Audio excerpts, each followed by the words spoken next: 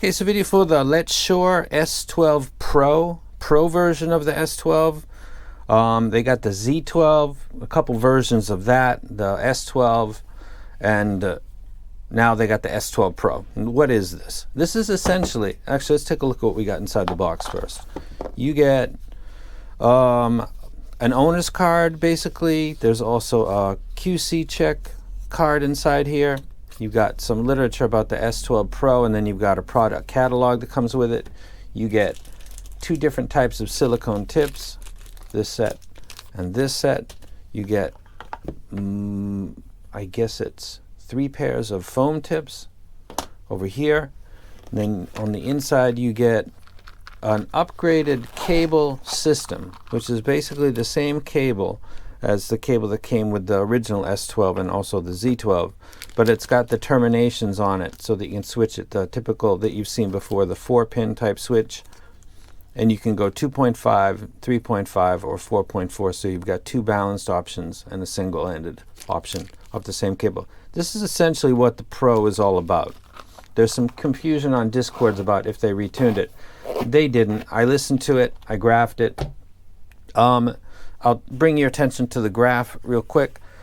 That's the S12 and the S12 Pro. You can see the S12 Pro has a little bit more bass. That's really about the Z12's profile. But the treble is pretty much the original S12. It's got a slightly kind of jagged ear gain region. It's got similar tuning until we get to where the resonant peak from the coupler is. And then it's got a post 15K elevation. They're quite similar. It's not a retune. A couple things to point out that are obvious, but you might not know about this if you don't follow the hobby closely.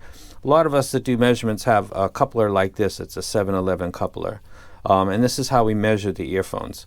Sometimes we share earphones. We send it and we measure it and put it on our database and do a review or just get a hear of it.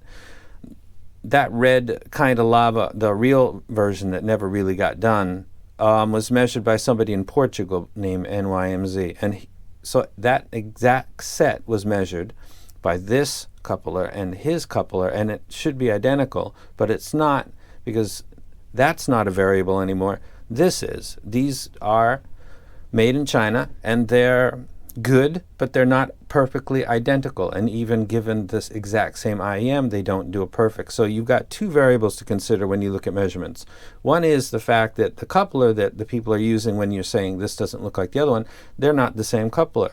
2, don't ever forget that unit variance in Chi-Fi is huge. Even left-right channel matching can be challenging for a lot of companies. There's a meme with super reviews. Mark, he always seems to get the borked ones or the ones not ready for prime time. So people know how that goes. There's a lot of unit variation that goes on with Chi-Fi. So a set that's a Pro that comes with cables, where the rep said that it was supposed to be a cable only upgrade, and then to get a graph that essentially falls within the boundaries of a mic plus slight unit variance equals a set that is a cable upgrade. If you really like the S12 and you want to get a new cable, I guess it would be worth it. If you've never gotten the S12 and you want to get a simple color and you also want to get one with the cable, modular cable upgrade, it would be one to consider. If you're switching from one S12 to another just because of the cable, I don't know. That's up to you. I wouldn't do that. And if other people say that this is a completely different set, it's not actually. It again falls within unit variance and also mic differences. So that's the S12 Pro. I'm going to not, my thoughts about the Z12 when I did the video were that it was a slight variation of the original with a little bit more bass. There's a wave of collabs coming because it sells more than regular ones now, and there's a lot of people out there that are watching this video and think, I'm so tired of collabs. You don't represent the majority because the companies are making more money with that stuff. So it's going to continue. It's going to grow, actually. It's going to happen more. So when I reviewed the Z12, I said it's basically an S12 with a couple dB in the bass, because that's basically what it is. But it was different than the S12. This set is more of more of the S12 with not much difference plus a cable. So I'm not going to make beating a dead horse jokes or anything like that. It's a good set. I think it's been passed by the Wu-Tang. Wu-Tang is for the children. And a couple other sets. It's good. It had its moment in the sun. I think it's I think they could sell the cable separately, my own personal opinion. I'm going to skip from talking about music because that would be really redundant. You can check out my Z12 or my S12 video and it would basically be the same. Decent bass. It's always had decent bass. Mids are okay.